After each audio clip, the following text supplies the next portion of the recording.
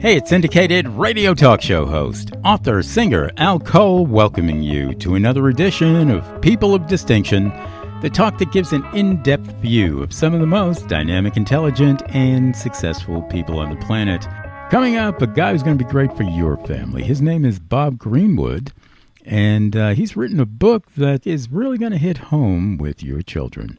A Visit to the Kingdom of Camelot. Wow. You know, we all love tales, and we love, the glamour of how it used to be, the knights and the kings and all of that, wonderful, wonderful stuff that went on with Camelot.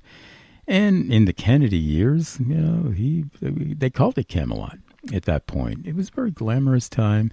It seemed to be, looking back now, a very real time where Americans got involved in helping Americans, and we can revisit that, we can reformulate that in our U.S. society and also around the world, and especially with children. Yeah, see, young minds, they're very impressionable, we know that, and we have to get to those young minds when they are young and impressionable and give them some of the right impressions to live by after that as well. And his book, A Visit to the Kingdom of Camelot, just does the same thing. It helps young kids, 8 to 10 years old, to enjoy reading. Probably has some pictures in it and everything, and nice print for the reading, and also engaging reading. Things that make sense to children. Yeah, that's what they enjoy. It's not just a matter of, okay, read anything and enjoy it. No, it's reading certain things that are going to help their young minds grow into healthy, mature minds. And Bob is right on board with that. And that's why we're happy to have him on People of Distinction today to talk about his wonderful new book, A Visit to the Kingdom of Camelot. And I will say that Bob was brought to me by a very great publishing company, a company that's used to moving books in a personal way. And that's Lettra Press. Yeah, so if you've got a book you want to move it through Lettra Press. Welcome, Bob, to People of Distinction with Al Cole. It's really a pleasure to have you on today. How are you today, Bob? Oh, very good. Thank you very much. Yeah. I really appreciate the airtime to let people know about my book. Well, thank you. It's my pleasure as well, and I know that your book is available on Amazon, and we'll say that a few times so that try to sell some books for you too. A Visit to the Kingdom of Camelot. Now, tell us a little bit about your background here, Bob. It's not every day that an adult is going to write a book for children, unless that adult might have been a teacher at certain points or might have dealt with younger people at certain points. Tell us a little bit about your background and why you wanted to write a book about children. Oh, that's a long story, but no, the book really started with my late sister-in-law, who wanted me to write stories for her grandchildren. Mm-hmm. So I started writing stories for them, and they would come up to visit, and I'd have a story for them. And each time they came, I had another story. By the time she passed away, I had enough stories for a book, so I had it printed in a book.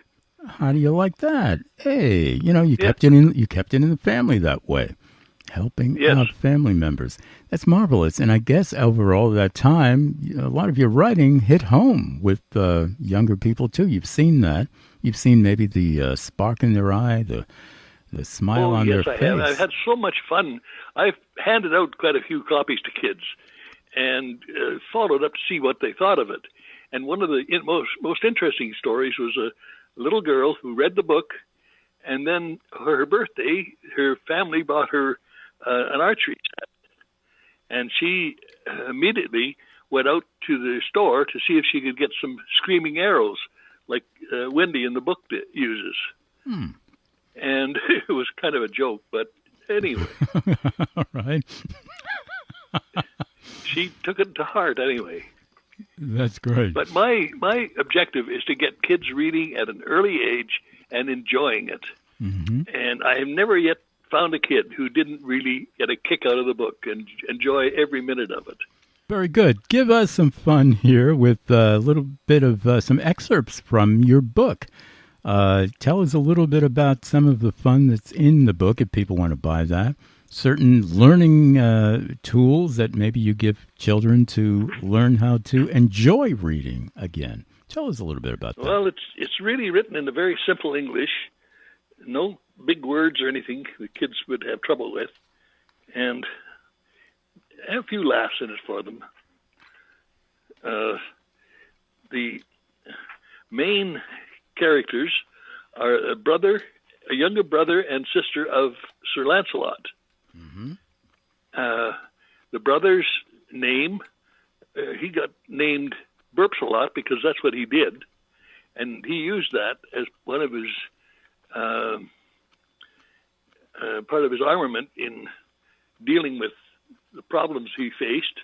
And his sister, Wendy, was taught herself to shoot arrows, and she got screaming arrows, and she would shoot these screaming arrows, and it hurts people's ears so much she would win. Mm-hmm. It's a lot of fun. It mentions King Arthur, but that's about it. And Merlin is in it for a very brief period too, but it doesn't really get into the King Arthur stuff too much. Yeah. Now, why would kids benefit from enjoying reading? Now, that's a leading question. We know the answers, but I want you to say it your way to my listening audience. If parents are really doing their job, they start reading to kids almost as soon as they can start talking. And the kids learn to enjoy reading by hearing their parents reading to them. Mm-hmm. And it's a neat trick. I saw my sister-in-law use that. It was a neat trick to get the kids to bed. They wanted to go to bed to hear the next part of the story.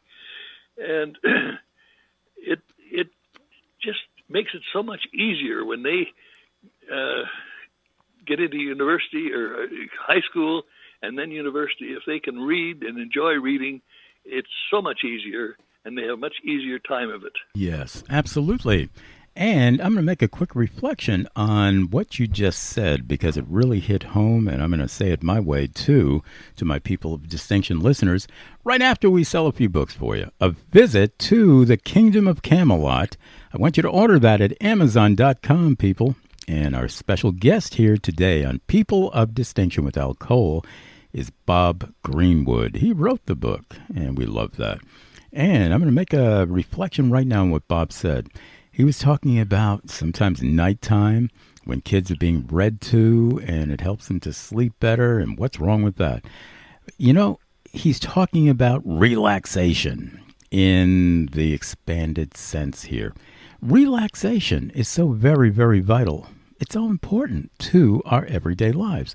When we relax, well, now our bodies have a chance to relax a little bit more and absorb some of the minerals, the vitamins, all those good things that good parents want to give to their children.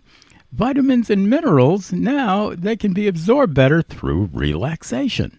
And when people enjoy things more, they're relaxing more. Not only children, but adults too. Now, you, my listening audience, can remember times when you were a child, when you were 8 or 9 or 10 years old, and usually it's your mother. Yeah, she's going to be reading stories to you, bedtime stories, and maybe stories like Camelot. And as she's reading, you're thinking, wow, your imagination goes into kilter. And you're saying, wow, I can see myself as a knight in shining armor. I can see myself slaying that dragon, or, whatever. And I can see myself, that damsel in distress, if you're, a little boy. And I can see myself, loving the Prince Charming of my life. All of these things, they start to relax you, they energize you, and they make you feel that the world is a beautiful place. Now, see, that's what we need to do more and more with younger children in this current generation. We have to help them to relax more. There's so much stress out there, and bullying, and we all know that.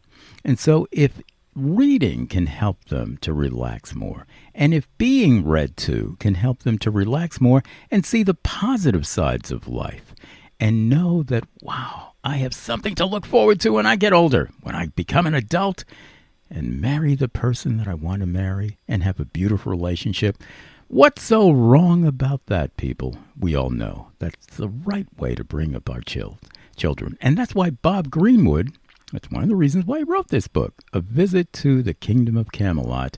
It helps young children, especially within the age group of 8 to 10, to enjoy reading and to relax into life.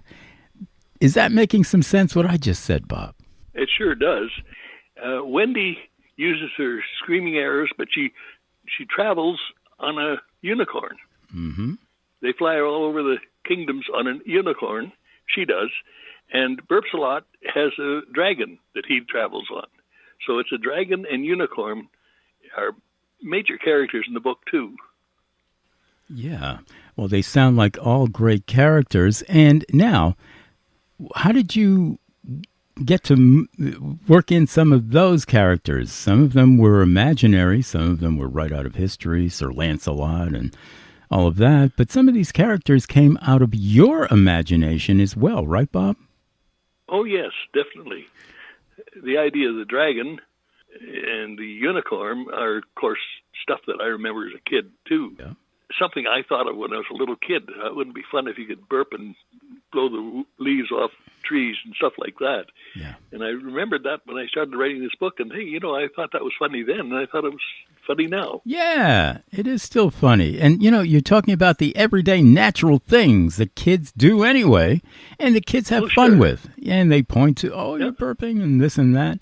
And see, why not? I wanted to make sure I did not go into the violence stuff that's in the King Arthur stories. There's a fair amount of violence in there, and I didn't want any violence or anything like that in the book. So I've avoided all of that. Right. Yeah, and that's a good thing to avoid these days. We've got enough violence in our world, and that's why absolutely. That was my feeling too. And going back to your childhood, Bob, you had certain people, I guess, read to you and develop that imaginary, beautiful take that you have in A Visit to the Kingdom of Camelot. Well, my mother was a voracious reader, yeah, and she also was a wonderful storyteller. She told more kids' stories than anybody I ever knew, and we only have a few of them. We only recorded a few of them. I managed to get her to write some of them down for me when I ran a weekly newspaper, and I used to run them in the newspaper, and people loved it. But my mother was a children's author and never published anything, which is a real shame. Yeah. Yeah, well, you're making up for that. And now there's a new dimension of Bob Greenwood that just came out.